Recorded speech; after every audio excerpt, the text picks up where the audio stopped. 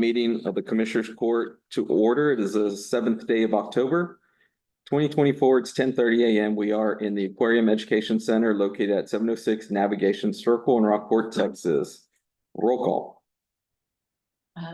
Commissioner Cheney, Commissioner Castleline, Commissioner Russo here, Commissioner Dukenyak. Here. Judge Garza. Here, we've got a quorum. Items for deliberation. Discuss the possibility of implementing a tax increment reinvestment zone, also known as TERS in Aransas County. Topic will be presented by Travis James, Vice President for TXP Incorporated. Mr. James has nearly 25 years of experience in economic analysis, strategic planning, and policy development. And at this time, you can start. Yeah, it's time for you to go. Oh, actually, we got citizens to be heard. We're going to do it first before we start the presentation. First up, I got Jolene Simmons. Yeah, I'm sorry. It's kind of, there's no podium. If you could just step. Hey, face you or face. You can face me. You can face me Hi, and just say your name and your address. Simmons 307 Winchester, Rockport, although I live in the county jail.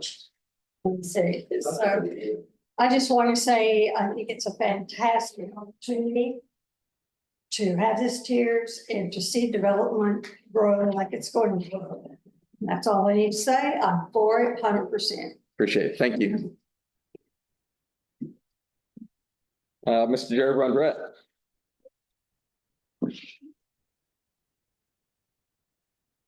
Judge and Commissioners, I'm Jerry Brundred, and I'm here today not as an elected official, but as a taxpayer and a lifelong resident of the county. And I'm well familiar with this project. And early on in engineering school, we learned any economic undertaking, you ask three questions. Why do it at all? Why do it now? And why do it this way? And so I started analyzing this project with why do it at all? Why do it now? Why do it this way? Why do it at all is to stimulate economic growth. It's a good reason. Also to clean up the waterfront. I think we're all tired of looking at the grass grow behind the chain link fence. And the other thing is that it also is an opportunity to improve the drainage in the downtown area, which is my passion, needless to say. I want to do what I can in my lifetime to try to help the drainage downtown. Why do it now? And I think some of y'all have heard this before, but I'm not going to go through Pat and Bob, the whole thing, but there's a tide in the affairs of men. And what that has to do with is that in the early sailing days, when the tide was coming in or going out, you had to take advantage of the tide to get in and out of the harbor. And I think this time in our history, there's a tide in the affairs of this project. It's an opportunity that we can ride on that tide and improve the future of our community. And I think if we miss that tide, a lot of times those ships were bound in the shallows of the harbor, never to go out again. So we need to take advantage of this opportunity. I think we all have a vision for what that area can become. And what I'm seeing right now between the developer, the landowner, and the citizens is they seem to be coming together with that vision. They all seem to be on the same page, and we need to take advantage of that. Past projects that have not moved forward have been projects that didn't fit the vision of all three of the people involved, and this one does. So we need to take advantage of it. Why do it this way is an interesting question, but I can tell you the major factor is that the cost of putting a new bulkhead around that harbor is a major expenditure. And by using the TERS to do that, and that infrastructure is going to be turned back to the public, it's a way that the public is sharing in the cost of this project. And there's already been a precedent set to that in this county that probably no one here is aware of.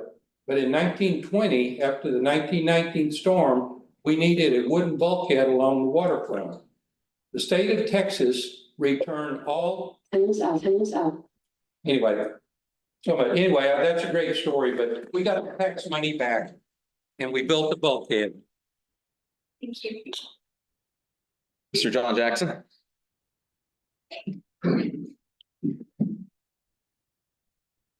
I don't have any real prepared remarks. I learned a long time ago never to follow Jerry Brunner. Say your name, I have a long your name and your John address. Jackson, live here in Rockville. I have a long history here. My family actually occupied about half of the property for 84 years and did business there. We got out of the shrimp business in the late 80s. We actually sold the land to the Bass family in Fort Worth. And at that point, the vision I had is what attracted the Basses to get involved with this land. It never would have happened. And my vision that I had at the time was very similar to the one that the Embreys had proposed to us. And by the way, I'm representing myself only, but I've seen at least 4 or 5 pro developers or pre-developers interested in this property. No one could pull it off. And I think the difference this time is because of the possibility of having a TERS. And I think the obvious reason that other people didn't is because they didn't even try to get a TERS. I think, in my opinion, based upon and I don't have developers experience, I'm just a common citizen, that the numbers don't work without a TERS. I think it's very important that the TERS is passed and that it's a win-win for both all entities involved, the developers and the entities, as well as the taxpayer, because the taxpayer doesn't have to fund this, it's the developer that funds it all. So those are obvious things that everybody already knows. You're gonna hear a whole lot more from Travis James here, and hopefully there'll be some Q&A after that as well. But thank you for the opportunity. Thank you. Patrick Kane.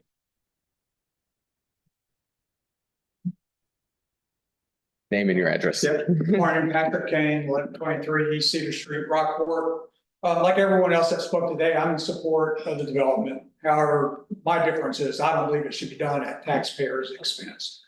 The county and city both, when they did the downtown anchor project, promised that that would spur economic development, right? And that is what this is. This is economic development. We don't need this to spur other development. This is our return on investment for all city and county taxpayers. Right, we put $60+ million into downtown anchor project, and we want to see our taxes lowered by a large project like this coming in.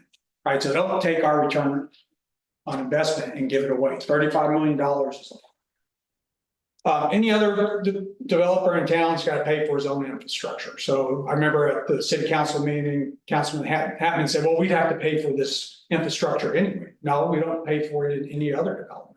And yes, it might be a big bill, but it's also primo property. It's the last that can be developed in this area that's in a heart. So don't give it away. It's worth something.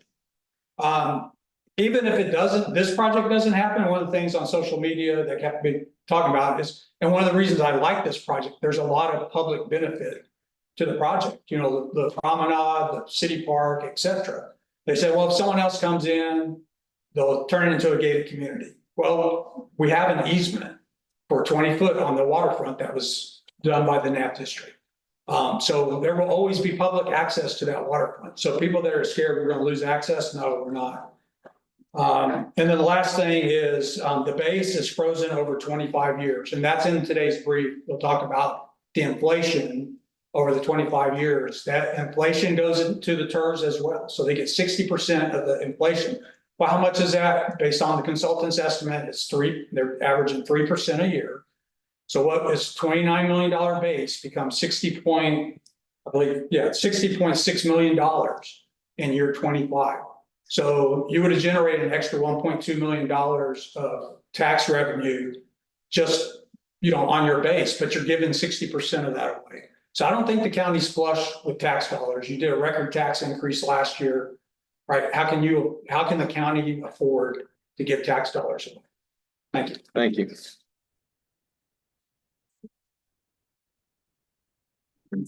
All right, we'll move on to Mr. James.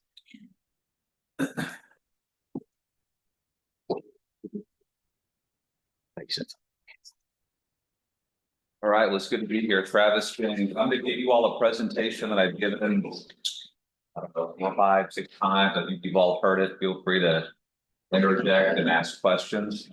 So one of the differences between what you've seen in the past is I used to use the 2023 tax rates. Now that we have approved 24, I've updated the slide deck. But before I get going, unless you want to say anything or you dive in or. I'll just say, thanks for having us here.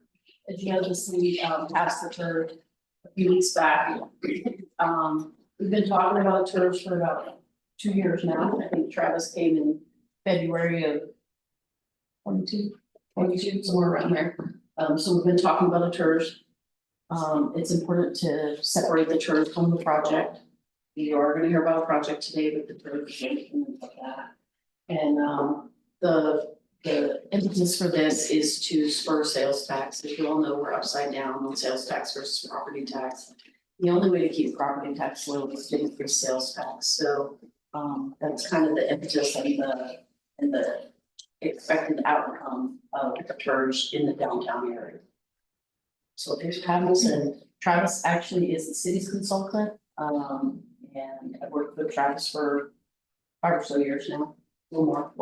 Longer Than that, so. He does a pretty good job.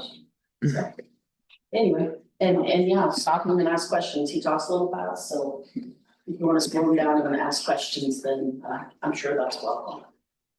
So with that, we will get going. So what's a TIF or TERS? I've talked about this a lot. You hear these terms used interchangeably under state tax code. They're called TIFs. Tax increment financing. Under a TIF, you create what's called a TERS. You create the zone, right? So tax increment financing means the increment above and beyond what we're getting today. You put all or some of it in a special account. So you create what's called a TERS. There are more than 460 TERS throughout Texas. 194 cities. So cities have multiple TERS. Houston, San Antonio, Dallas, Epstein put one in place. Victoria has one in their downtown. If you've been through Victoria, that's how they're paying for some of those improvements coming up. So it's a very common tool to choose. 70 counties participating. You have to do the math. So you'll get a Bexar County or a Harris County. So you'll have counties have multiple TERS. So there's 460 of these. You're not doing anything new. The state legislature has approved all this. It's not a tax increase. It's about contributing future revenue to a zone to pay for improvements within that zone. They can be created by cities or counties, or typically created by cities. And then counties, NAB districts, college districts, hospital districts typically join. So the city creates it. So the city of Rockport created it. The base year is 2024. No other entities have joined. So that's the process now, just to gauge the interest of others. And I'll go through that process. Cities can allocate sales tax. Under this one, the city of Rockport has chosen not to. So we're just talking about property taxes under this one. This is just a map that shows you the growth of TERS. Again, not only would this not be new for you all, they're growing. They don't report data for 2020. They do exist, but it's gone from, call it 300 or so 5 years ago. It's over 460 today. So they've added about 100 of those throughout Texas. If you want to go, they call it the biennial registry. If you create a TERS, you have to report it to the Texas Comptroller of Public Accounts.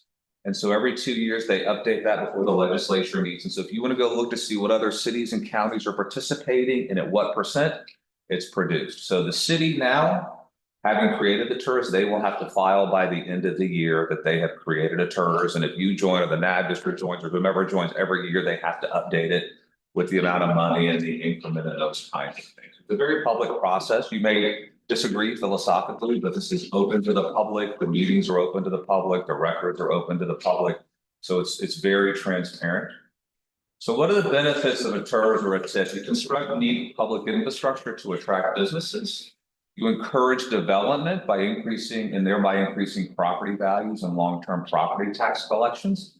And you reduce the cost of private development by providing a reimbursement for those improvements. And I think that's what the city is contemplating. The developer has to build their project and perform and pay their taxes, and then they get reimbursed. If the developer, this developer or any developer pays for public infrastructure, but their project doesn't happen or it doesn't generate as much money as they thought, that risk is on the developer. The TERS does not have to make people whole, and I'll talk about that process in a little bit. So the risk is on the developer. So that does say eligible improvements. You didn't say eligible improvements when you were just now talking, but in this PowerPoint, it does say for eligible. Correct. Okay. Correct. So let me go over what So there's a eligible. qualifier. Correct. Okay. So for eligible improvement, so this is outlined in state law and they have lots of things like financing costs and other things. This is the highlight that I think most appropriately applies to this tourist. But again, state law outlines what you can and can't do. So you're governed by state law. So if you want to pay for something that state law doesn't allow, you can't do it. So it's roads, sidewalks, utilities, demolition, building facades, remediation, affordable housing, railroads, public buildings, schools. You can do economic development grants, financing costs, and there are other things. It takes about 2 slides to list all these things. So what does eligible mean? So the city has a preliminary project and finance plan.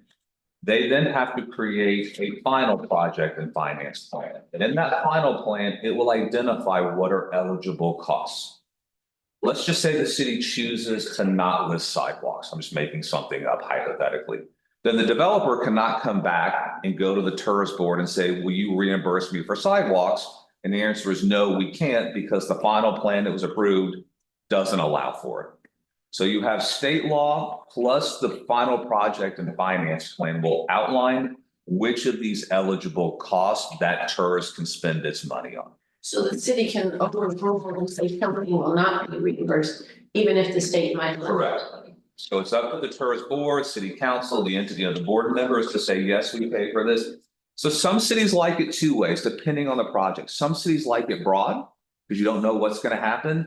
Others, if it's more specific, hey, we only want to pay for sidewalks. And so just to make sure that's all we do, that is the only eligible expense. So is that in when, if we decide to participate, we could put it in that paperwork, like we will not pay for bulkheads. And so we When won't. you join through the, right, so when you, if you join, let's say the county joins through an interlocal agreement that your attorney helps you with. You can put restrictions for your participation. Okay, So in Dallas County, for example, they want to focus on affordable housing. Other cities, like I helped Brownsville put a tourism place because all the SpaceX employees, it's a higher end community. So they have a tourist, it's a master plan community. In Dallas, they say, look, we're only focused on affordable housing. So you can't spend our tourist money on market rate housing. It has to go to affordable housing. So you're allowed through that interlocal agreement. If there are things you don't want or restrictions or things, you can add those to the interlocal agreement that you have when you join the TERS. Are you saying that, say the city would back up the bulkheads or approve that?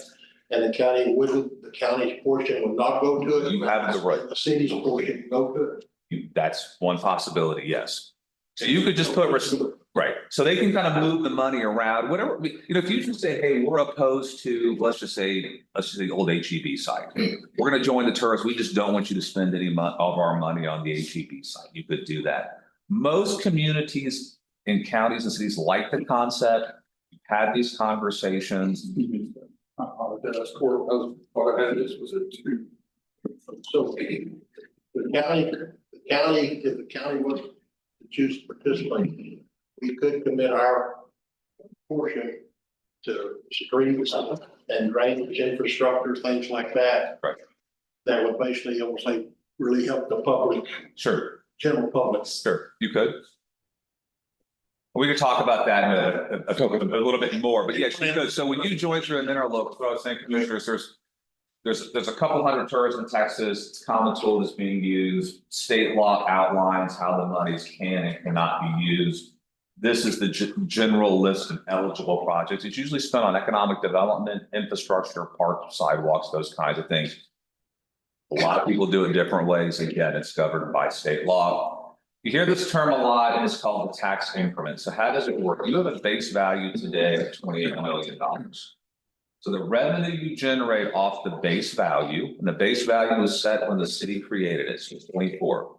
Okay, so the base value is the 2024 values that were just certified that you just picked the tax rate on. Is that the base value of the property within? Correct. So the base value of the TERS, that map, well, under that is about $28 million. So all the revenue that the entities are generating off the base value, they collect as if the TERS never existed. Now your tax rate goes up and down. So the amount of money you get goes up and down because your tax rate, right, fluctuates a little bit every year. So You take the base value, divide it by 100, multiply it by your tax rate, whatever it is that year, that flows to your general fund debt service, just like always. Any future growth and appreciation, you can choose to allocate some or all of it to the TERS, which you don't allocate, you keep. So a simple illustration, and I use 25-cent tax rate to make the math work. So if there's $1 million base value today and a 25-cent tax rate, that's generating $2,500. Let's say over 5 years, the value is now 5 million. That's a combination of appreciation and new development. So the difference is 4 million, right? The $5 million today minus the million is 4 million. That 4 million generates $10,000. So in my simple example there, you see they're going to split it 50-50. So how does it work? The $2,500 base off that million goes to the city or county. They get half of the $10,000 because they're splitting it 50-50. So in this example, the city or county gets $7,500. The TERS account gets zero of the base revenue, and they get, their half of that $5,000. That makes sense to everybody how that would work. So that's how it would work every year going forward. So the simple math is whatever the tax value is in this year minus the base, divided by 100 times your tax rate, and then however you choose to split it. The city's chosen to put 60% in their TERS account. I do 50-50 to make the math simple for everybody, but you can go 80-20, 20-80. Some cities in a downtown that's historic where there may not be a lot of growth, they'll put 100% in just because it sounds a lot, but that 100 doesn't mean a lot if there's not going to be as much growth. So the city felt comfortable going 60-40. So 60% goes to the TERS, 40% goes to the city. You say baseline, that stays the same Yes, sir. tax value, property value for the life of the For TERS. the 25 years, it's a 25-year TERS, so that base value does not change. And from that standpoint, is that every piece of property in the TERS? Yes, sir. So every property in the TERS, The value doesn't stay the same. the base value stays the same. What goes into the taxing entity stays the same, but the tax rate will fluctuate. But then the property will go up and above that. Correct. You still That's right. how the TERS is actually funded. But the base value, the question is that 28 million, that 28 million is frozen because that's the value the year the city created. But anything above that, as it goes up, will increase in value. Correct. And tax accordingly. Correct. Okay. But if your question was, does that base stay the same? That base stays the same. It does not. The base is the base For the duration. for the duration of the TERS. But at the end of 25 years, if that, say you had $100 million worth of property. Mhm. That $100 million will stay the same at the base, or let's say 25 million at the base, Mhm. and increase to 25 million, 25 Mhm. years. Half of that value, increased value are going to the county, Right. or 60%, whatever Right. that be. Right. And at the end of the time, when the TERS ends, then just all the money goes to the entities like the TERS never existed. Okay, so at the end of the TERS terminates. When it's done, you're no longer sending 60% to the TERS or whatever you choose to put in the TERS. The money just flows back to the city or the county like it never existed. Theoretically, I hope you don't mind us asking. No, please. Theoretically, if there's money left over in the TERS account at the end of that 25 years, Yes, sir. does that go back to the entities and? Yes, it gets split proportionally to the entities that participated.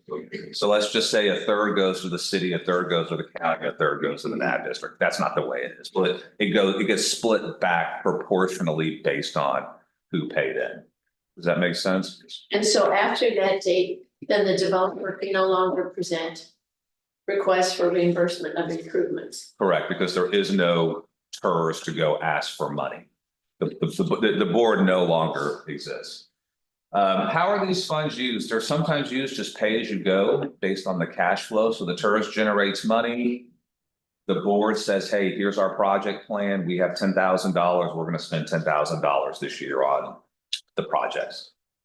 Others, what the city's contemplating is you reimburse the developer. So whatever taxes the developer pays in that goes into that TERS fund, you pay them back based on whatever the agreement is, whether it's 10 years or until they get paid back. So what's very common is you reimburse a developer off their property. Some TERS issue debt. Let's just say you want to pay for, there's enough money, you want to pay for sidewalks, and sidewalks are expensive, and so you just say, let's issue $5 million worth of debt.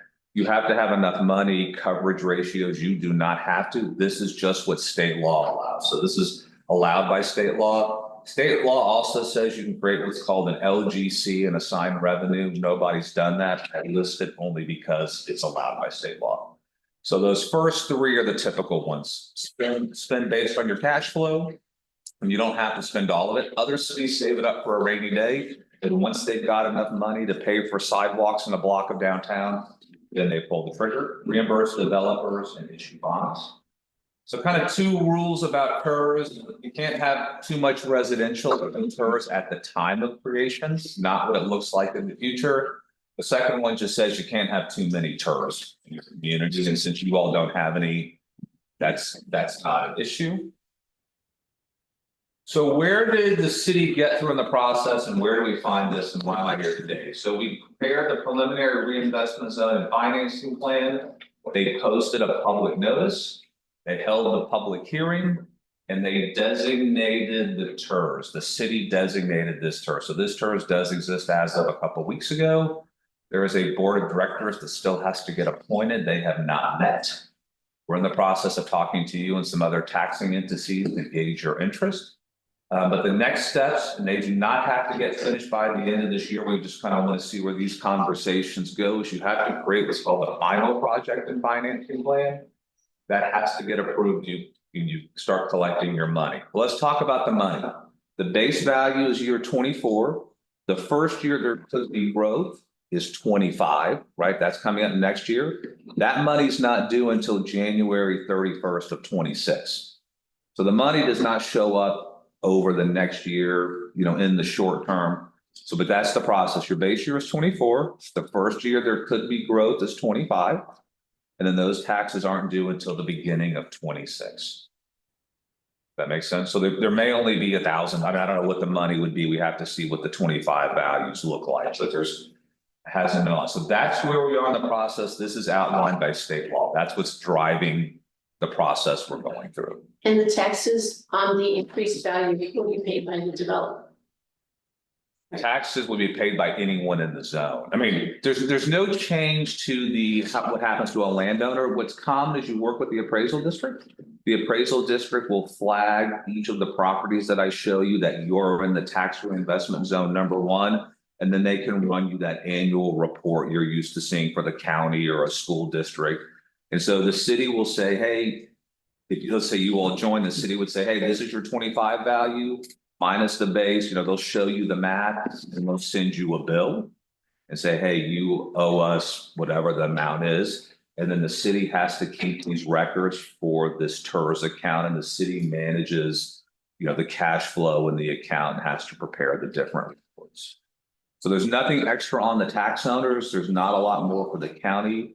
The city will typically send you an invoice that shows you the math, and then you will send them a check for whatever that year's contribution is. And the city prepares that invoice, or you get it from the appraisal district? The city would prepare that invoice using the records produced by the appraisal district.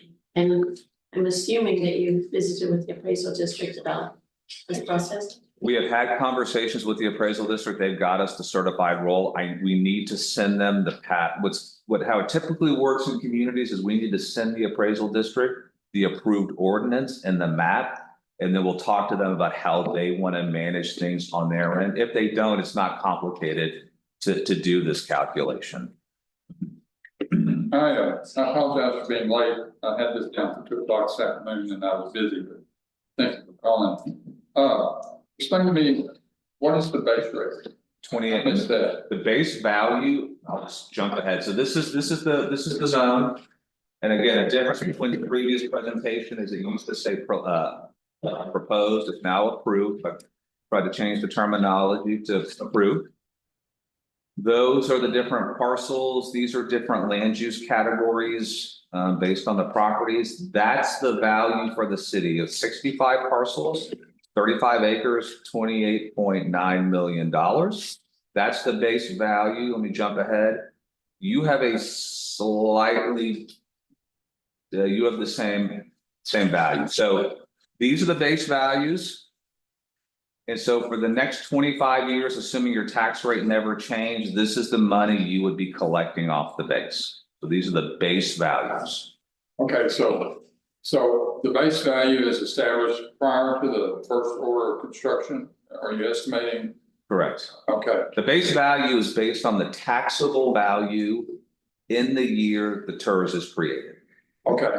So if we have for some reason, we have an issue where we need to cut taxes on it, it doesn't affect that base value, it stays the same.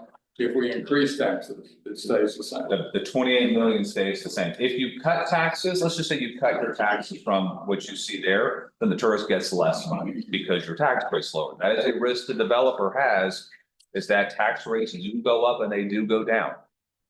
And so. If I have a property, worth $250,000 there, on day one of the TERS.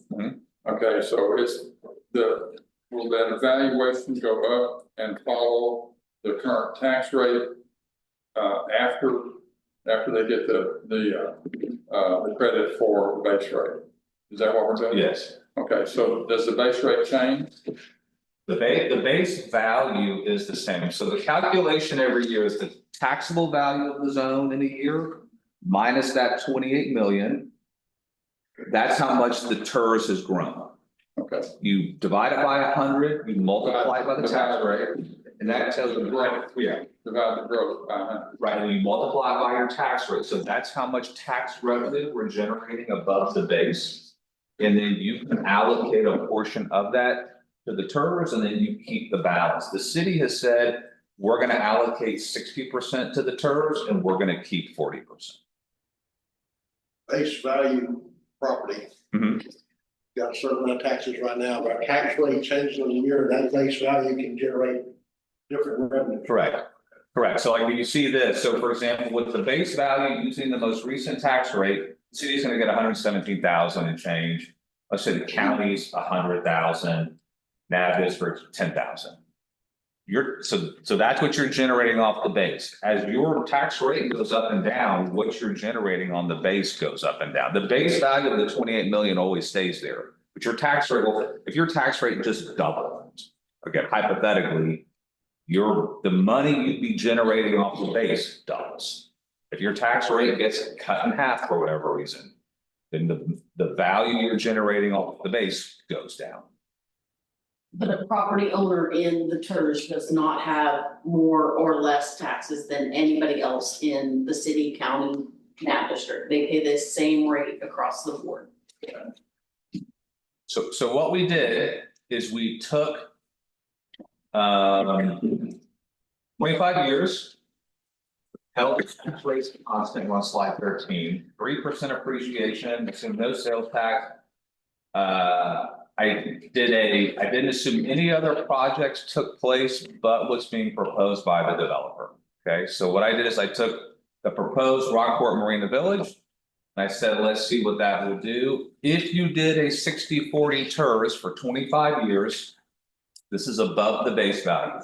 The TERS account would get 36 million. The different taxing entities would keep 24 million for a combined 60 million. That makes sense, everybody? So I took the proposed development and I've seen some numbers from them, but specific questions you need to direct towards them. I took their build out schedule, their taxable values, I worked through it, I modeled it in. So that project will generate 36 million. You would keep, let's just say you did the 40%, you would keep the 40% for combined. Doesn't say up there, when you said it's 25 years, Yeah, or does it say on? right there. It's a 25-year lifespan, and that's what the city has approved through its ordinance.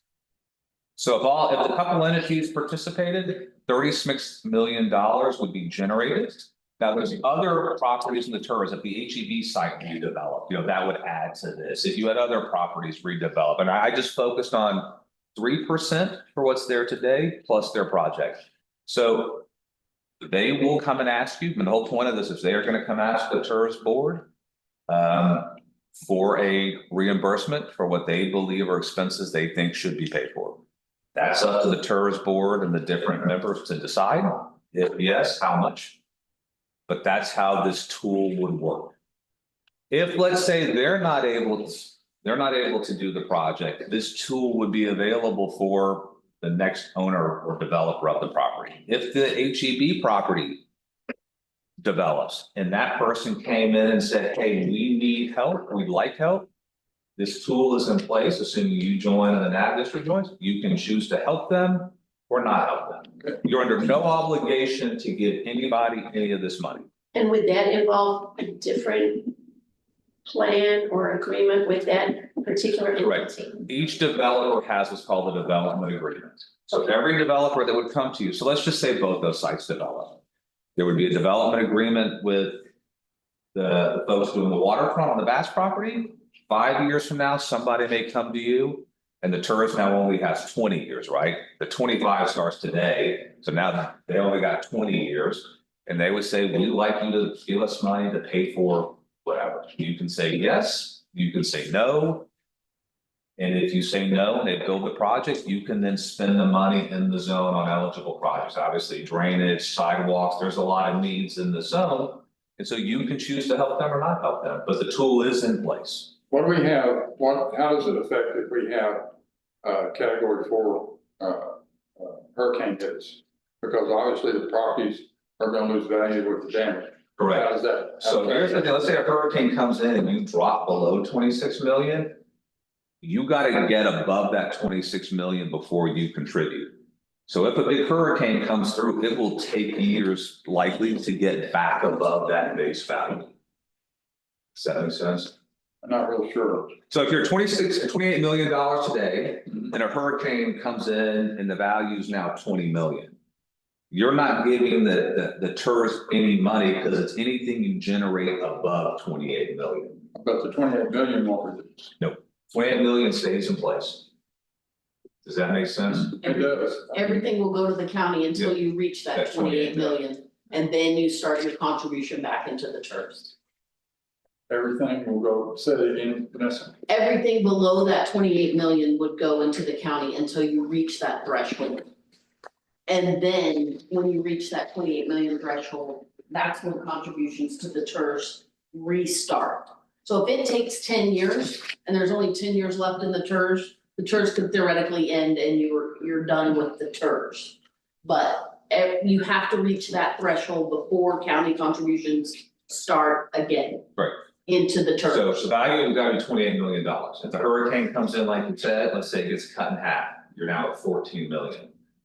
You don't, the county doesn't contribute to the TERS. The county only contributes anything it generates off above that first 28. So if the value drops below and never comes back, then the county never contributes anything. State law does allow though for a TERS to be extended under certain circumstances, right? The time period. Correct. So you can extend the TERS, but let's just say all 3 entities were members of the TERS. The city says we want to extend the TERS. Let's say everybody's joined. And I'm just thinking, I'm going like I said. Yeah, right. Maybe a little. Right, so the way it would work is the city says we want to extend the TERS. Each entity also has to agree to extend. You can choose to not extend. So the city may say, we want to take this out 50 years. The county can say, no, we're in for 25 years. That's it. We're not interested in extending. The same thing's true for the boundaries. The city could say, hey, we want to expand the boundary of the TERS after the fact. Each entity can say, yes, we will expand, or no, we won't. So they can't start changing things and then you would have to approve it. They can't extend the time frame. If they go from 60% to 100%, that doesn't change whatever you've agreed to. Because we have our own. Correct. You, through that interlocal agreement, your interlocal agreement would say something like, in legalese, we agree to join the city's TERS for 25 years. We're going to put 60% in. but none of our money can be used on sidewalks. That's the agreement you have. The city can make some adjustments and tweaks, but that does not apply to you unless you change that interlocal agreement. This corridor, the court 10 years from now, or whatever that would be. So if you joined at 60/40, the developer can speak to why they think they need the money. You would be sharing, you have to make a decision. Do you think this project could happen without the public support? The developer can articulate why they feel like they need support and why they think without the support, the project won't happen. And that's true for every incentive negotiation you're in, whether it's a 380, 381, whether it's a 312 tax abatement, whether it's every jurisdiction has to decide, do we think an incentive is necessary and appropriate? And if yes, how do we want to do it? Some cities do develop incentives to bring projects forward. Others just say, hey, we think the community wants it. I use the example of Kyle. If you know where Kyle is, halfway between Austin and San Marcos. It's a suburban community. They give restaurants a 3-year 50% sales tax incentive to come open your restaurant there because their citizens just don't want to drive. They want those amenities in those restaurants in their community. Other cities say no, let the market take care of it. Taylor in the northeast of Austin gave Samsung incentives because they want those $10,000 to $15,000 high-paying jobs in their community. Other cities would say no. So every community, city, county has reasons to do incentives and not do incentives. And there's not one size fits all. Our county attorney, how limited or is the county on what they can participate? If they get into an organization or into an agreement, where you have a block of this things to do, okay? Does the county have to delineate specific things like we don't do seawalls, we don't do sidewalks, we don't do roads, we don't do this or that? Do we have to delineate that, or is that our option to delineate? It's optional. I feel like the better answer is I can get an answer more specific for you. Off the top of my head, the AG opinion that I'm reading right now. I think it would go back to the interlocal agreement, whatever the county agreed to cover. I have other concerns on what to do and what not to do.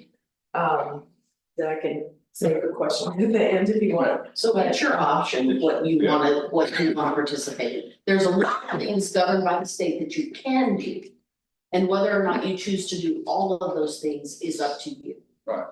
Well, I know that the county is a lot more limited than the city in what it can do, under normal circumstances, under normal agreements. Sure. I don't know whether these could be negotiated out or what, that will determine a lot. If we decide to go with that, that will determine a lot of. That will determine a lot of what our rate would be or our contribution would be. Right. I would think, wouldn't it? I think that would make a huge difference. You're allowed to do all of these. I mean, the TERS can do all these things and you're contributing. I can send you examples of interlocals. Most of the time, the community agrees to the concept, whether it's downtown or this kind of projects. There tend not to be restrictions. There can be. So I'm not saying you shouldn't have any. But I think in general, there's a feeling when you do these that, hey, we want to see this part of town develop. You like the project and you understand what's being paid for. But you have a board member. You also have a board member. Every tax agency that participates, it's a board member on the TERS. So you can make those restrictions, but you're allowed to spend money on what's allowed by state. Do you have some examples of what other counties have done in this, like Williamson County or? Sure, I can show you what, Cameron County does this all the time. And so Cameron County says, for example, because they have a tier, we don't go above 75%. They're pretty open to it. I mean, there's a lot of stuff, economic development. I would say you got to feel comfortable first with wanting to invest in downtown. That's the big thing is, do you believe downtown is important to the community, to the county? You're going to be better off making those investments. Oftentimes downtowns are the first place communities do a TERS because people understand the heart of the city, the bypasses come up and downtown struggling. There's still a lot of need in the money you generate. But I can send you some examples. If you could send, especially. Yeah. Actually, you could send me these, so we don't violate the open meeting that. Sure. That All right. Probably better. I'm gonna send these things to Vanessa, since Vanessa's my client, and then Vanessa can forward on to whomever she feels needs to see these things. Like I said, we just invested 60 million into downtown, but I do have a question. So, Sure. all right, so you've mentioned some successful tours and I've asked for examples, but can you send Miss Adela Sure. an example with like real numbers? Sure. The successful tours with real numbers so we could see those. With this tours, what specific projects or improvement are planned?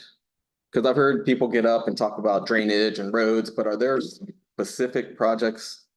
The developer has, you've seen the developer's presentation, they have a list of projects that I'm gonna call those public infrastructure, sidewalks, promenade, bulkheads. Right. So those types of projects would be included, drainage would be listed. The city has recently approved a comprehensive plan, and there's a downtown plan, and so some of these things are outlined in some of the adopted plans of the city. So it would be things like drainage, sidewalks, infrastructure. Rebuilding streets, Huh? rebuilding existing. Yeah, streets, it'd be. And we gotta finalize that as part of the process. It would be I would say it would be the first couple of those plus economic development grants. So if there was enough money, they could do a facade grant program to local downtown. But this TERS is not about that project and that project's not about the TERS. So if that project never lifts, comes about, are there specific projects to redo Austin Street or? They've got to generate the increment to be able to do that. Okay, There are no projects on the TERS books now. We have to do the finalized plan, those have to be approved, and then additionally, the TERS board has to approve what else is the plan. So say developer goes away and we're still generating a little bit of revenue, the TERS board will decide how that money is spent. So they'll decide if Austin Street is the best use of that money, and we're gonna do that, or we're gonna do drainage, whatever. That is up to the TERS board. right, okay. I think some people think, oh, So the TERS passes and they're gonna get new roads. No, it's No, It's not- we gotta get, just to be very, very clear, we talked about this in the beginning. We've got to get taxable projects to happen in the zone to generate the increment. If nothing gets built and nothing changes, there is no tax increment. There is no money to do anything. So we've got to use these catalytic projects to cause growth, to generate the money, so there's money to pay for projects. okay, or they can do a bond. Prioritize, like I said, TERS is based on growth, as far as that goes. But the county could prioritize our money to go to drainage and street improvements if the county chose to participate. That's, As long as it's within that zone. you can vocalize your presentation, yes, your contribution. at least as a primary part, like phase one, whatever we get from our standpoint.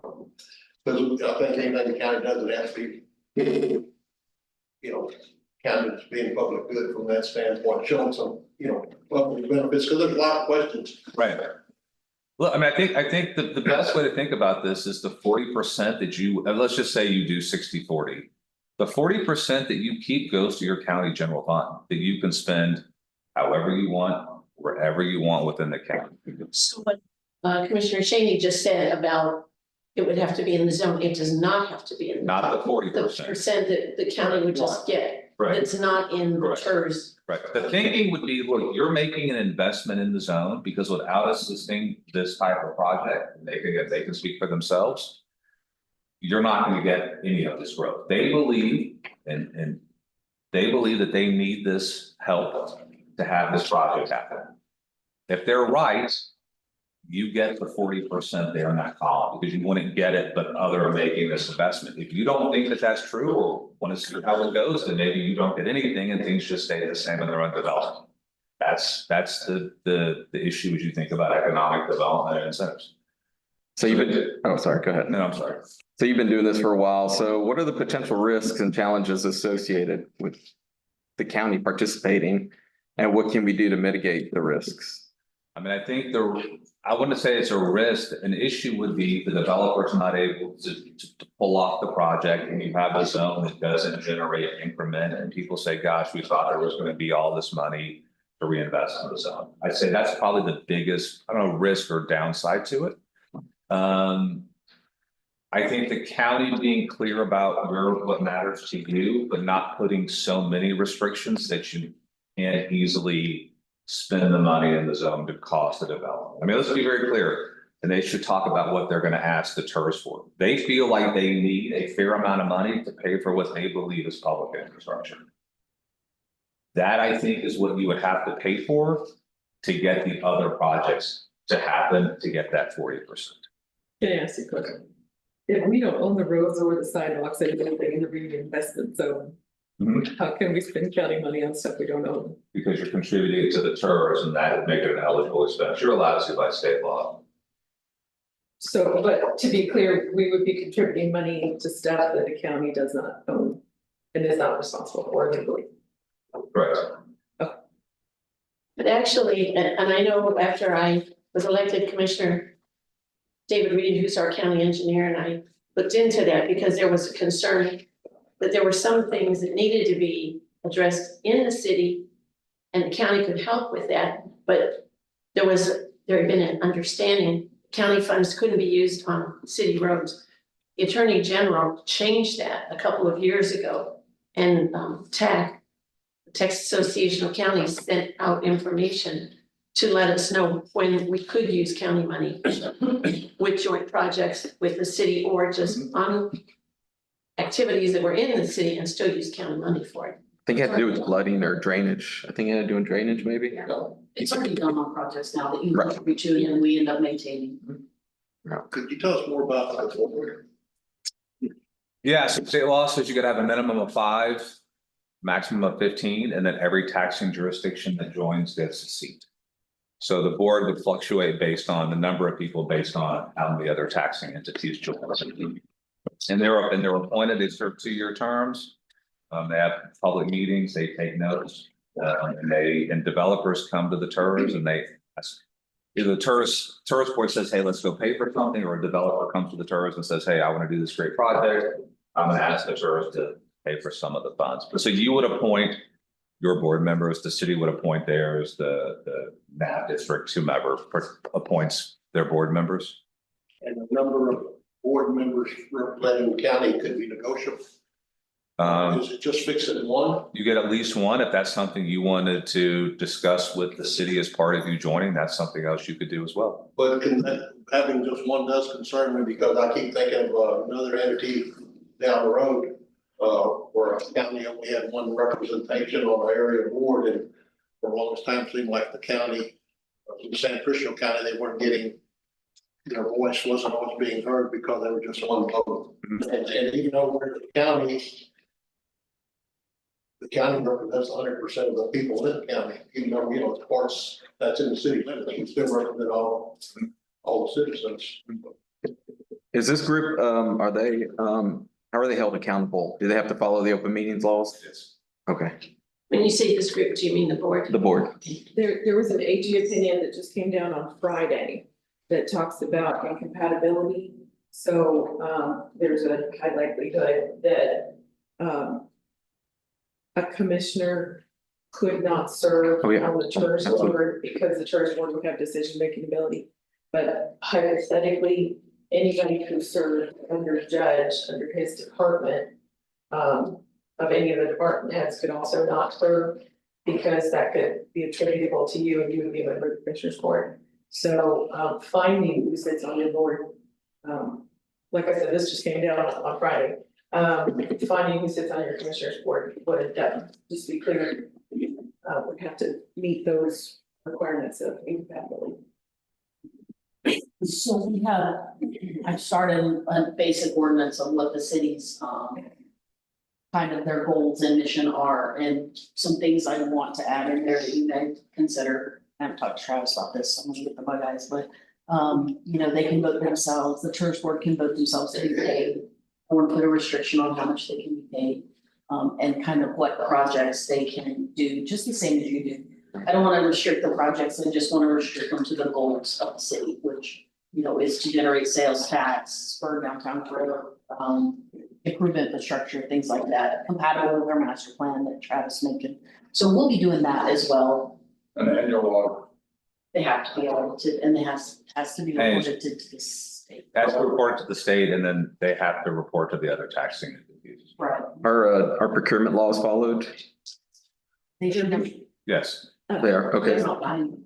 Well, that's one of the questions, if you have the opportunity to make it a local government thing, then it would be subject to all the procurement of local government.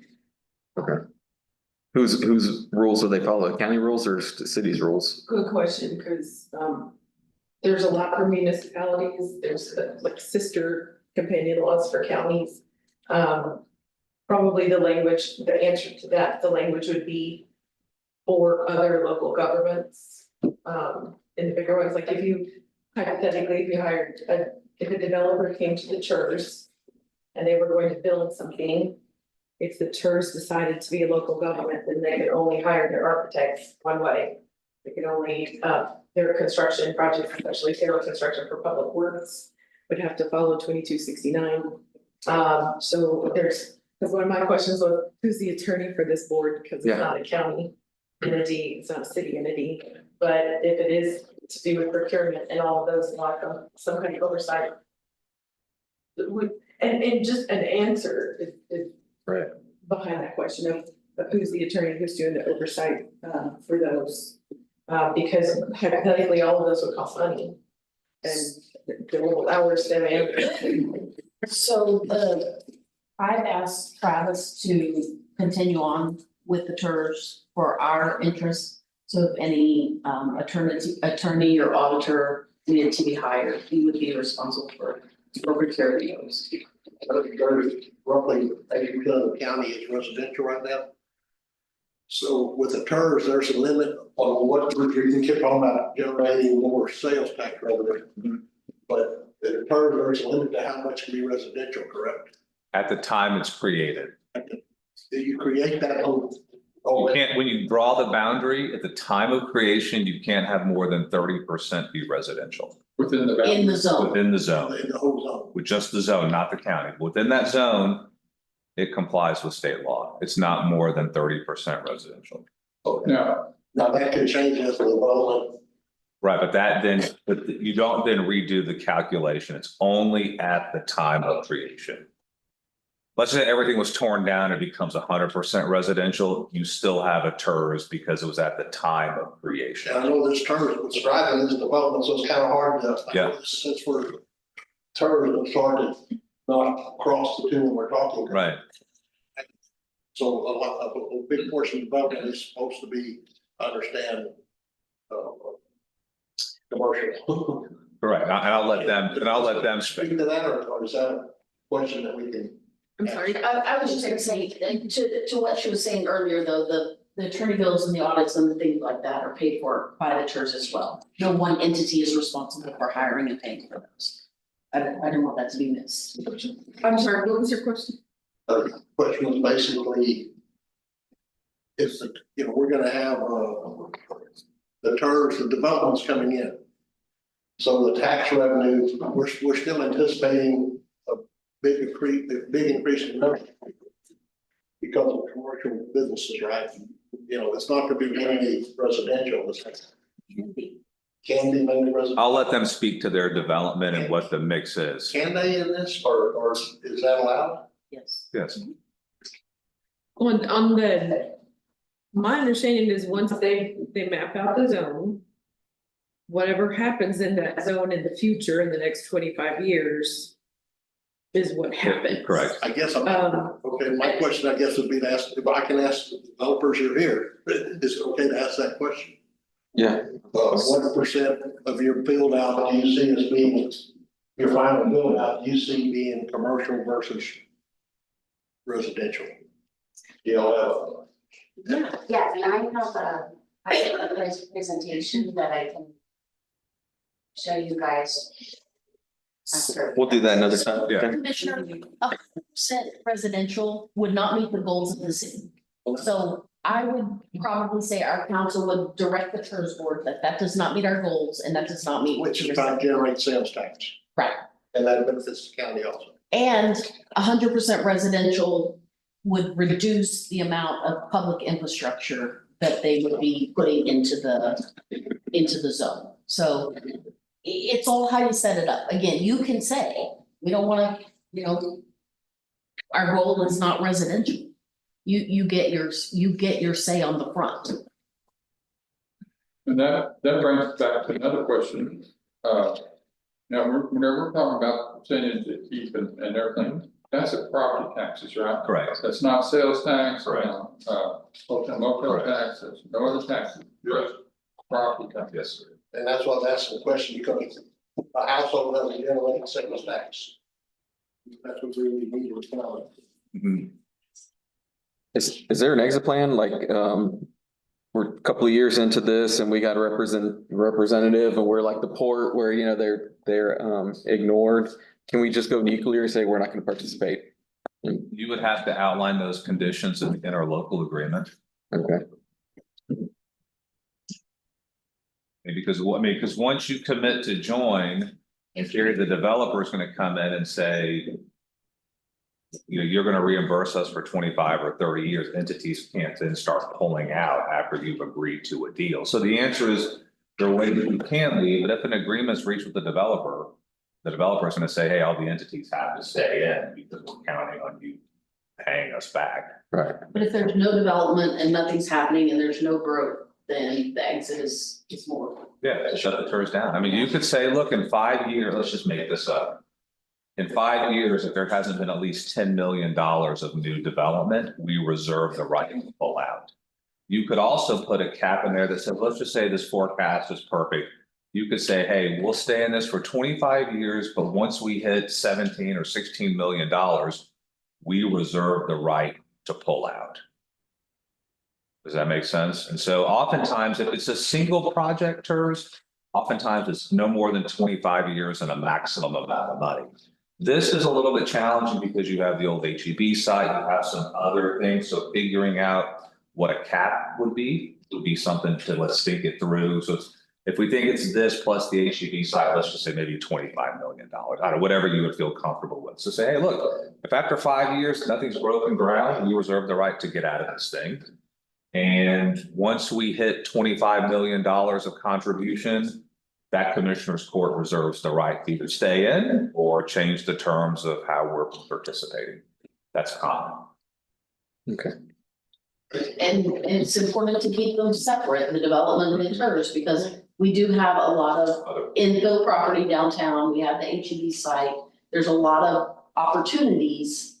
And even if we don't get this larger development, some things are up there like building facades that we could, spruce up the downtown. You can still do roads, you can still do drainage that are not related to the vast property because you have the other opportunities. So you gotta keep the two separate. Have we taken into account, possibility of TCEQ and the black sites? We're gonna have to do some removal and things like that. Is that part of what the TERS is doing? It can, Of course. environmental's on. Remediation's one. You could also do it as an economic development grant or some different ways you can use it, but Okay, but, and that makes the question, if we did an economic development grant, who pays for it?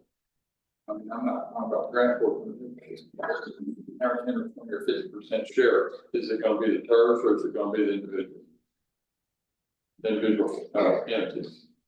the TERS. I mean, so the way we work is y'all's money would come to the TERS and then they ask the TERS for the agreement, y'all's money's full. Is that the question? Maybe I'm not understanding. Well, before you can build on it, you have to have a plan side. Yeah, Okay. who pays for that up front? Who pays for The that? developer does. So the way this would work is, again, this is a tool for the broader area. Now I'm gonna zero in on one project. The way this is contemplated is the developer fronts the money for everything. They then get paid back as their project pays taxes into the zone. So the public sector, whether it's you and advocates for the city, is not at risk for any of this. So they've got to put the infrastructure in the city or whomever signs off and says this was done property, we take ownership. And then the developer has 25 years to get paid back. Maybe they get paid back in 20, maybe they run short and they only get paid back 70%. So they get paid back perpetually. Up for 25 years, but there's a cap. So the development agreement, we say, Yeah, the development agreement would say, we agree to reimburse you for these things, but no more than what it actually costs you. Actually cost. Yeah, so they'll turn in a bill, let's say the bulk, I'm gonna make up numbers, 10 million, this is 12 million. You say, okay, we're gonna pay you back $22 million. So you've got 25 years of checks coming from us, but let's say you hit that in year 13, you're done paying them. And then that tourist keeps the money that we're no longer paying them, and then you use them on other projects within the zone. So if the developer goes in and remediates the entire property and then never builds anything, they're not owed anything. They have to generate more property tax. Correct. For anything to even go in the TERS. That's how the TERS gets its money, is from growth. So they don't generate any property tax, there's nothing. Now, they could get to this 15 years, they're paid back, they could come in and say, all right, we wanna do a phase 2, and then a new development agreement. And then, you know, continue on, Who would they this make that project. agreement with, Vanessa? Would they make it with the entities or with the TERS board? TERS board, First one. of which you have representation on. No, One vote. one vote. It's negotiable. Oh, okay. We set the board at 7 initially. Then I want 4. We set the board at 7, again, like you said, it's negotiable, it doesn't say who those 7 seats belong to. It can go up to 15, I will never recommend a board of 15. How would you set how are the officers, who's gonna chair the TERS and that sort of thing? How is that? They'll decide among themselves, So they're. they'll vote a chair and a vice chair. Board, They are a functioning legal board, non-elected functioning board. they follow all of the rules that all of the boards will point to. They're open records, they're open government, they're everything, audited, they are an official. What about like quorums? Can they do quorums and can they not? They follow the same core Okay. rules that you do. And what's typical is the city will staff it. If they need my help, I'll help. But these are typically staffed by the city secretary. They can't, because they're used to doing this, right? Typically, they'll meet at a city facility or, you know, they'll meet here, they'll meet at a public place. All the standard things that you're used to doing. Typically, the city attorney will staff that. My recommendation would be if they need help, so I would go to cities outside Little County, who are very familiar with TERS. They'll provide the legal support as needed. There's not a whole lot to do, especially that first year, because there's no money. What they would like, let's just say you all join, that district joins, we're good to go, we have board appointments. The bulk of what you would work on that first year is your interlocal agreement for how you would join. And then it would be coming up with an agreement with the developer. The developer's gonna come to you with their attorneys and say, here's our ask. And then the board and the attorneys on this side, right, it's county, the city attorney say, okay, here's how we'll craft the deal.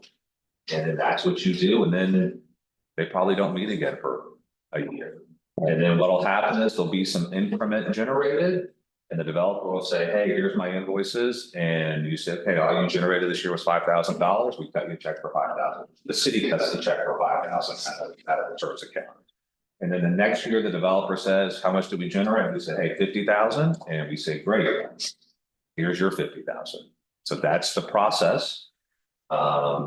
Here's your 50,000 based on eligible expenses.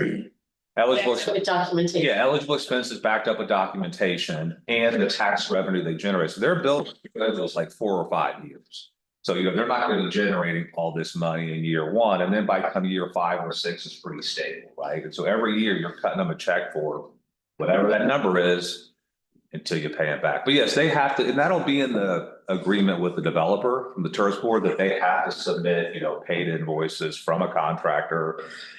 If there's streets, y'all seen the plan, the city may say, hey, you gotta build the streets to our spec or we don't take ownership. And so one of the things we'll say, you're not eligible until the city signs off on, you built this to our code and our spec, and, you know, we take ownership. They're gonna be the protections that are in there. One more. Sure, ask as many as you want. From your presentation, you mentioned bonds. Sure. The board could go out and get bonds, but would that have to be approved by government entities? Or do they have the authority strictly to go out there and get The bonds? project plan would say that they have to go back to the city council for approval on that. The ultimate one is the entity that created it, so this would be the city. I don't see bonds being issued. I just don't think that makes sense in this community. You'd have to have the coverage ratios, but remember, a lot of the money is going to be committed to them. So if the rest of the area is generating $10,000 or $15,000, you actually can't issue that much debt. But we can make that would be something in the project plan, is that you would have to obviously go back to the city and some council asking those kinds of things. Does the county, do we retain any leverage, or are we just giving 40% away without? If a development wants to come, do we have any power to say yay or nay, or is it all the committee? The tourist board has that, and then and then if you just say, hey, we're not interested in certain kinds of projects, you would put that in the MOU? in the interlocal, and you're interlocal to join. If you just say, hey, we don't want to do fast food restaurants, and they won't use your money for a fast food restaurant. I mean, I'm just Right. summing up with. Your board appointment has to serve you well. Yeah, Right. They have to serve this commission well. So we don't have any leverage. I don't know that you wouldn't. I mean, I say this, I know this is tough, and this is the first one, and there's a lot of different feelings on it. I think I'd say we got to believe that these entities coming together in the interest of downtown is something we're willing to, I don't say take the risk on, but we feel like the zone is drawn small enough. That's the first way we manage the risk, is the size of the zone. We have our interlocal agreement. That also governs it. It is a 25-year duration. That helps manage your risk. You can put a cap in there. That also manages your risk. But I would say this, we don't know what's going to happen, let's say, on that HEB site. So trying to put in potentially too many restrictions and rules just because we don't know what's going to happen. And then the final project and finance plan outlines. So you're right, there is some we don't know what's going to happen. And some cities don't put in, counties don't put many restrictions at all, and they just trust the process and they trust the appointments. No better than that. Yeah, listen. But that's the truth. We don't know. 25 years, there's a lot of things that could happen. And so someone is, see how that goes. Others don't. I guess, I think the issue is, do you think this area is going to develop without a TERS? If yes, I mean, nothing's happened on that vast site for 20, 30 years. That's there. That's part of it, and they have an option on the NAV district property, the HEB sites. I've been coming down here a long time. I remember it used to be the old HEB, and I was gonna be the movie theater. It's been about 10, that's just a question like we talked about with incentives in the public sectors. Do you believe you have to make an investment to make some of these things happen? And is that a worthwhile investment? Talking about the board a little bit. Yes, sir. What are the normal terms of 2 years. 2 years? Alternating. Yeah, so the first year, yes, stackers, the first year people serve. So if you put 10 people on the board, or say 11 people or 9, that's gonna throw a little bit of an issue. How are we gonna have a number of terms that you can serve without break? But I don't think that's in state law, that there are term limits. No, but term limits. And that's up to each, I would say that's, yes, state laws, that's up to each of the entities appointed. The bigger your board is, the more important that is. That's the reason why cities used to do it, now they're going to 3. And Port does 4, and but we don't have any number of times that we can serve. And so you can get into a situation, what I call a Charlie Marshall situation with the school board and the reins staff. He was there, he was good looking for many years. Nobody was really instinct because of the fact that he had been there and, didn't have to worry about that sort of thing. He was a good board member, but they had some others on there that were not that productive.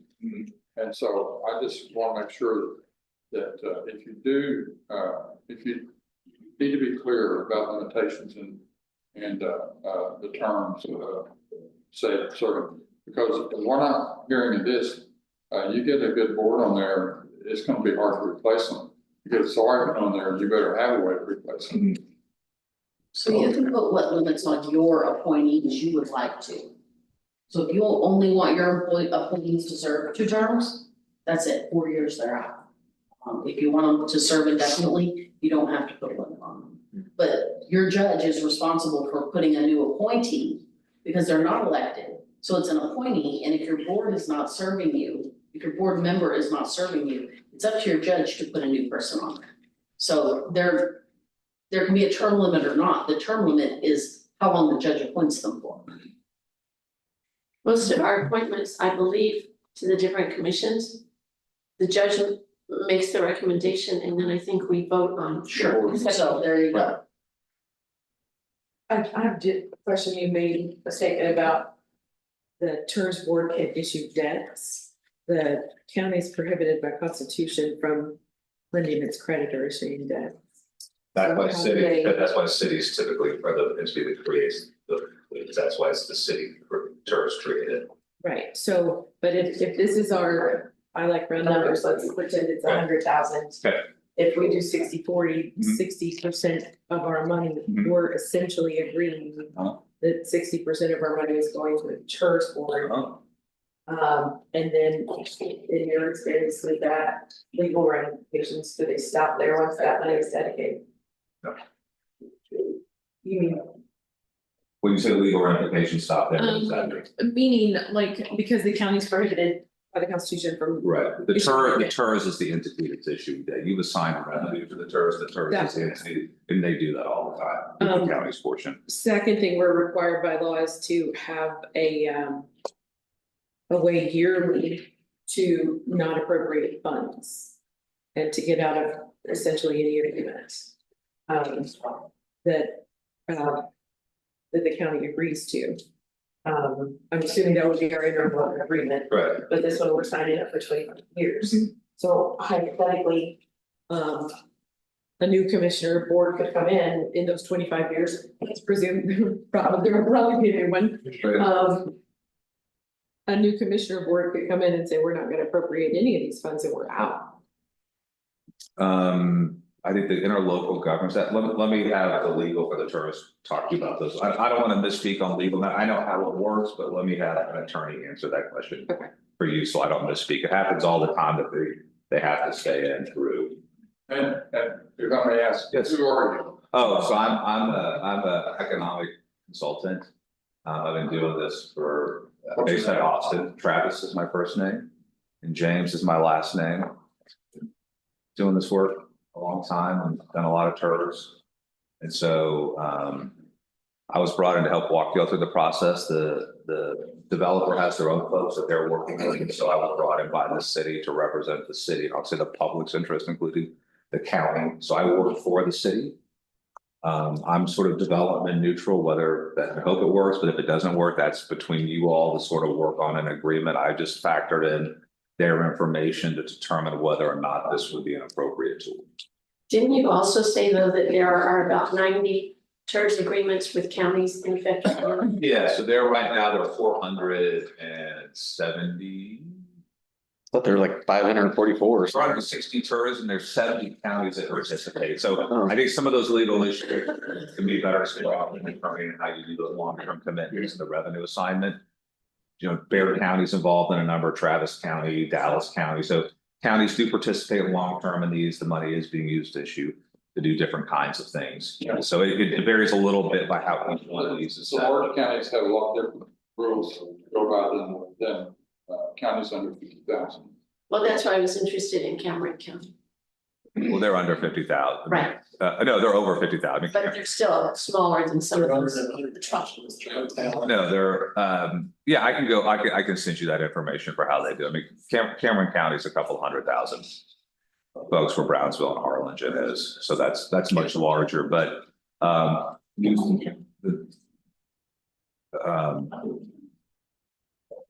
yeah, I so. was thinking of the wrong county. It's all right. There's small counties that participate too. I get where you were going with that. You had me stumped there from like 50,000 people. There's more than that many people in Harlingen, but okay, well. Okay, well, yeah, no. but again, I think it's just something, again, it's a community coming together, and I think people do it because you bring different taxing entities together to concentrate. And look, a TERS isn't always the best tool to use. Be the first one to say it's not the end all be all. It's not going to solve all your problems. This isn't going to pave every road. The county, these are just going to be, given the amount of work that it feels like to make that waterfront work, it's going to be more money than just the city could help do on its own. It's going to take all the entities coming together. And fundamentally, you just have to believe that the 40% you keep, you're better off with just 40% than not giving any money. I mean, Or 60. or 60, right? But I mean, I think that's the truth. If you think it's gonna happen, then don't do it. But if you believe it's gonna take some care and feeding and some love, then you should do it, because the 40% of a much bigger number, you're better off. Plus, there's still the improvements that Correct. have been made in the county. Then the bulkheads and the roads and the prom, you've seen their plans, you know, that's for you all to decide if that's what you think your constituents want. That's not for me to tell you, you know, how to vote on that. Can you ask you about your chart where you show raising blood as a different entity? Or is that just road and flood? Yeah, that's cool, right? And it's technically shows up separate. But it's a separate tax. Yes, it's a separate tax, but it's not necessarily a separate entity you're gonna go speak to. Right. Okay. Yeah, sorry. I know. Technically, if the county is road and flood, that 93,000 and 12,000 should be combined. Fine, yeah, but I show them because they show up on that appraisal. But it's a different account. Dave, that's David's. Right. And you know, Well, if it's special district, then go ask them to be an entity also. the county decides, the county decides that. It's our. It's the county, the county will can obligate that through the interlocal. And everyone does it, you know, there's, like I said, there's every flavor you can imagine to get there. The issue, I guess, is how much money do you think you all want to put in this account to cover what you think you want to pay for? So maybe it's some do 80% for 10 and they step it down. I think most just say, it's easier, let's just be in at 1% for 25 years or whatever, because people understand that better than, you know, going up and going down, so. Not 1%, at 1.7%. Yeah, sorry, I mean, it's not. Oh, thank you. No, I missed No, I one. don't. But yeah, so I think, you know, that's why we recommended that 60/40, because we thought it would generate the revenue that you would likely need to pay for some of these projects and improvements. That's how we came up to that number. And currently, there's no projects there to gate money on. Correct. So, one quick, question, just left my mind. That happens a lot. We'll be here when it comes back. Yeah. Right. All right. What else? Does this make sense to everybody? Are there other questions? Or- It helps explain on top of, you know, what I've read in the paper. Good, Have y'all met with downtown merchants? yes. Okay, what's their thought? I think they're, Or mixed? the bulk is for it. There are a couple that are against it, but we have had a specific downtown meeting. Okay, I was Is there any concerned that, downtown meetings? You can speak to that better than I can. He's the merchant. I'm not the merchant, but my wife is the merchant, as you know, and she is all for it. As the owner of a building, I'm all for this as well. And I have spoken to some, I haven't gone down and gone to every shop owner, but as I'm in different shops, I have asked, and so far I've spoken to people who are in favor of it. I've talked to some people who live in the immediate area, because it is in my precinct, just to get a feeling of what is their sense. And it's not 100% in favor, but it is. I would say you say the bulk. okay. So, Miss Scarlett, you have a presentation? I didn't put it on the agenda. All I have is Mr. James on it. I think that that's going to be a presentation for Another, we'll do that another time. Okay, thank you. Sorry, that was No worries, misunderstanding. I just wanted to make sure that that you guys have all the information you need, so we can connect individually with you. Make sure that, you know, we talk about any questions you have. No, we can't do that. We'll do another workshop. Yeah, we'll do another workshop, not individually. Not everybody. Oh, okay. But this was just to get Just information. Sure. Yes. About the charges. So we could do another workshop? Yes, That would be great. We will be pressed for time, either that way, the kind of, we could ask questions. And we may have found more questions. Yeah. All Yeah, right. I think I'll, and thank y'all for giving me the opportunity. Y'all can email, ask me questions. I'm a resource for the community, again, working for the city. And I think where they are on the process, I'll let the developer again speak to them later, the workshop, one-on-one, is kind of gauging the interest of the other taxing jurisdictions to see where you all are to see if this project and go forward and how it would go forward. So I think, Do we have an approximate timeline? If we make a decision for when we would start, I mean, what are we doing? so I think the answer would be, Point two. yeah, so the step would be for you all to take a vote or make it to ask the city attorney or the county attorney to work on an interlocal agreement based on the terms and the conditions that you all felt like made sense. And then you all would join the TERS, would have the same conversation with the navigation district. And then I think once we knew who was participating and how much money would be there, at that point, the TERS board, and y'all would have representatives who work with the city's attorney to potentially enter into an agreement with the developer on how they might be reimbursed. Are finances kept separately? Like, okay, Yes, there's a separate TERS account and they have to report that to the state. And so again, everything's open record, so everybody would see what's being done and how it was happening and those kinds of things. So the step would be, hopefully you all will choose to join. We then have to get board members appointed. I have the final project and finance plan that has to be approved. So we're talking a couple month process. But hopefully you all can make a decision. I think you're going to speak for Vanessa and the city council, but I would hope, I think they hope you're interested and would join as quickly as it makes sense. So that again, we knew how much money there is to see if this project could happen. Hypothetically, we would need to wait until the ordinance is written and passed Who's, the city. it's passed. The which one we're talking about on the caps for payments for board members. That's a guidelines ordinance, the TERS ordinance is already passed. Okay. I don't even know if TERS board, I have to double check that one. I don't even know if TERS board actually pays board members. I don't know that they can, I don't know if any that do.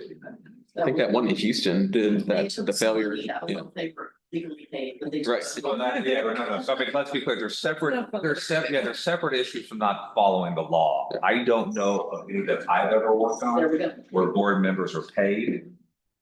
Y'all don't pay anybody to serve on it. I mean, I think they've been appointed boards like P and Z and Nope. y'all know. So I don't know of any that do it that way, but that's something that I'm gonna do my homework on as well, because I don't know of any that do. You just volunteer as a citizen, is how I've seen it. I think that's much better. Well, thank you all for the opportunity to be here. I'll be sort of standing around answering questions, comments, and available to you all as needed, or the county attorney. I'll entertain a motion to adjourn. Move to adjourn. Second. Commissioner Cheney, Aye. Commissioner Russo, Aye. Commissioner Dupnick, Judge Garza. Hi, thank you, we're adjourned. Yeah.